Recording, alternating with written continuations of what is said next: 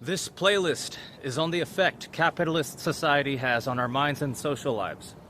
Money, dopamine, and self-made hustler image define personality so much that it's becoming normal to never build social skills needed for meaningful connections, ones that don't result in trauma or harmful projection. For the record, I'm American.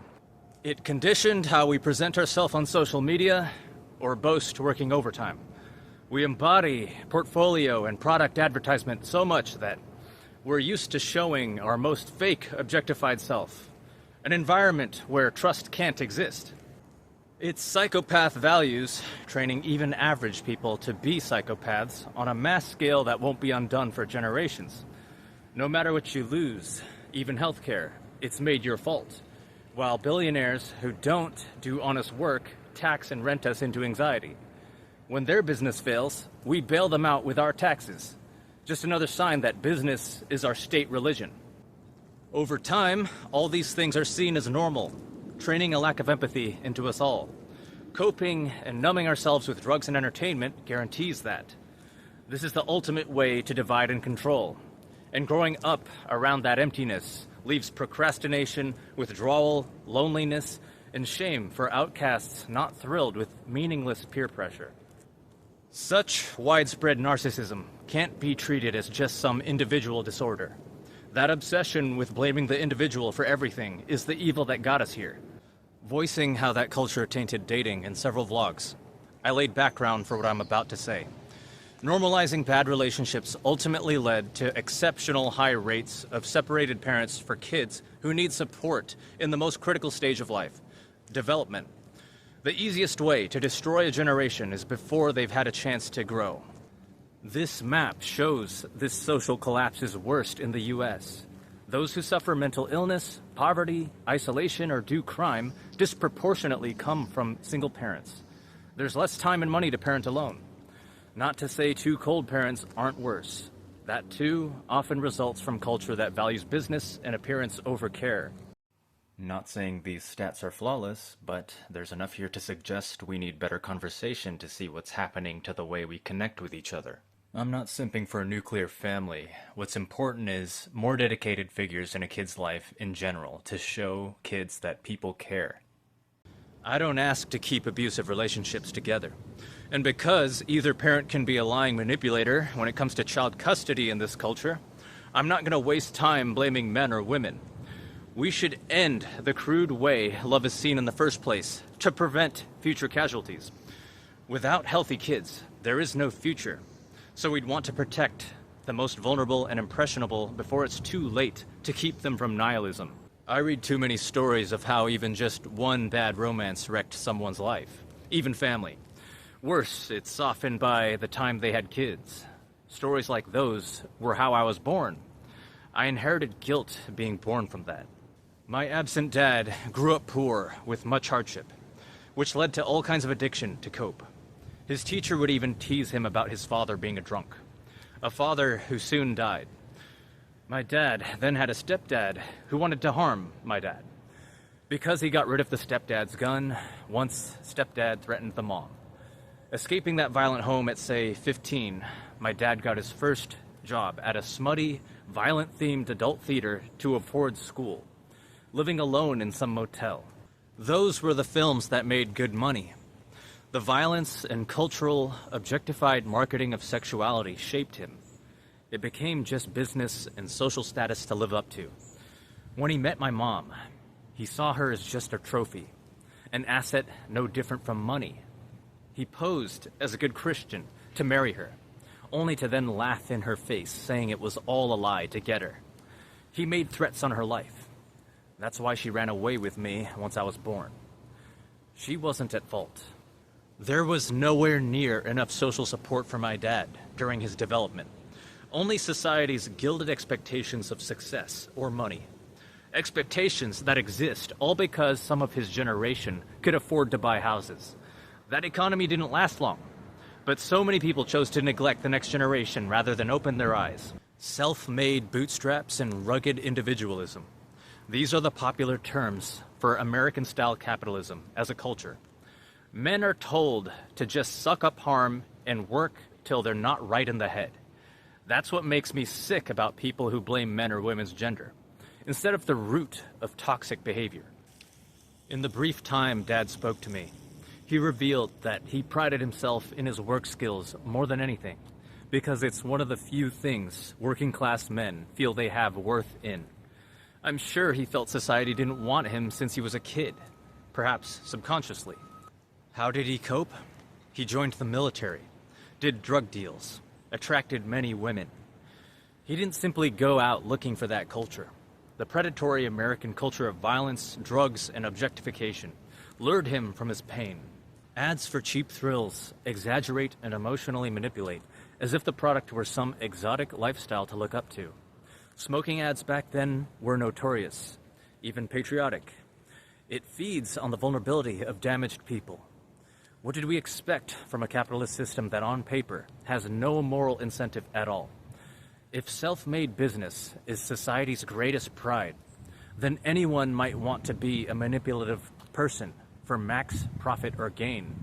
Therapists alone don't fix all that. They're not trained for the reality of intrusive culture and hierarchy, or simply refuse to accept it. Dependent on overeating, weed, and Xanax to cope, my dad died early with a heart attack, on bad terms with me and kids he had from several women.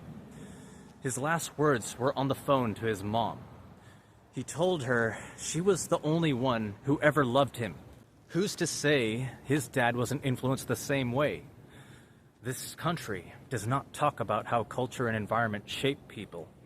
The system's influence was a huge factor in why the love between my parents was cursed. It's why I took love personal.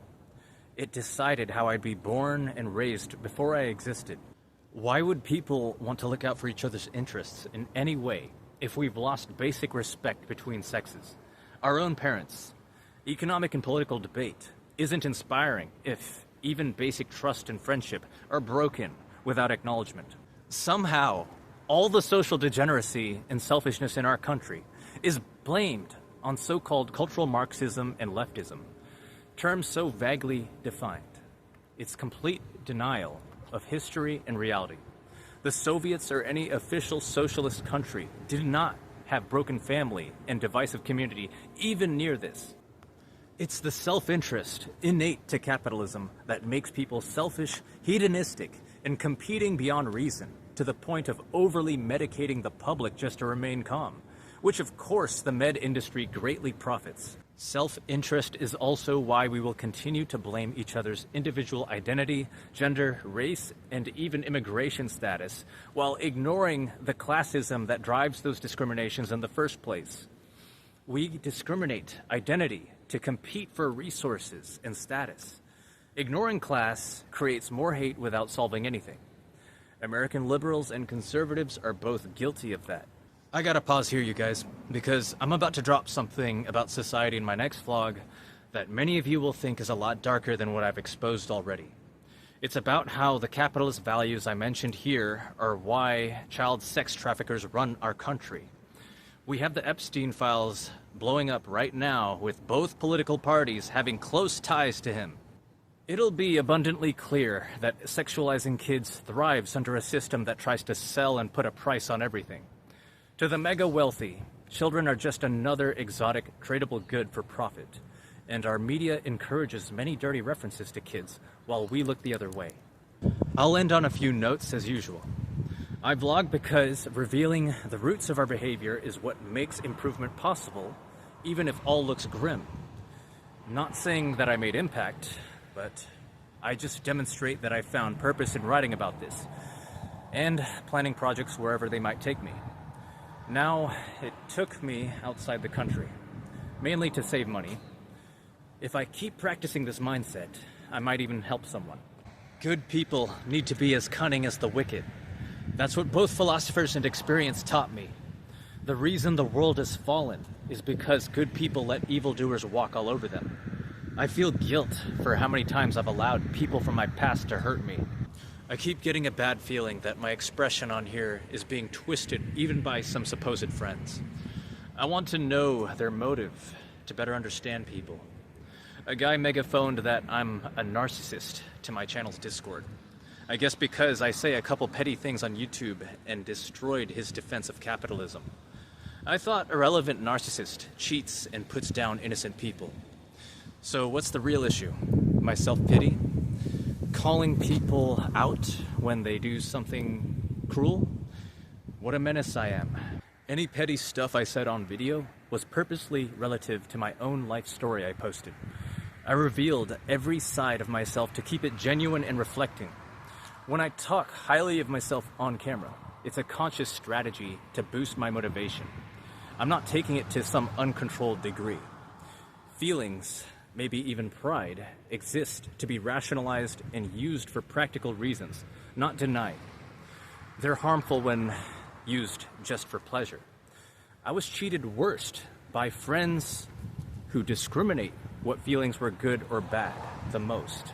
Another guy instantly mocked and name-called me because I said I wanted only the best person for romance. He didn't stop to ask what I even meant by that and wrecked our friendship.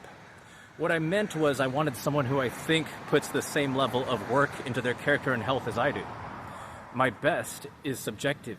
Almost anyone wants to feel they're the best for someone romantically. Fated, even. I use those words because I plan to make someone feel like they're the actual best and mean it. That's what inspires relationships to last and stay full of energy. On final note, I mentioned God and religion in a past vlog.